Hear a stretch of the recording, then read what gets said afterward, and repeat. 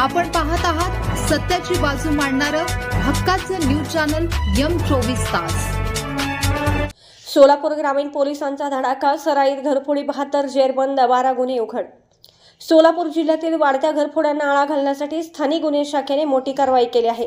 सराईत गुन्हेगार अजित उर्फ काळ्या सुरेश पवार याला शिताफीने अटक करण्यात आली असून त्याच्याकडून तब्बल 12 गुन्हे उघडकीस आले आहेत।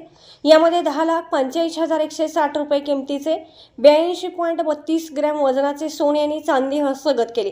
मंगळवेढ्यातील डोनज येथे आरोपी येणार असल्याची माहिती मिळताच सहाय्यक पोलीस निरीक्षक नागनाथ खुने व पथकाने पाठलाग करून त्याला पकडले। आरोपीकडून मोहोळमधील 5, मंगळवेढ्यातील 5, मंद्रुप 1 आणि सोलापूर जिल्ह्यातील 1 अशा एकूण 12 घरफोड्यांचा छडा लागला आहे। याशिवाय तो दरोड्याच्या 4 गंभीर गुन्ह्यातही पोलिसांना हवा होता।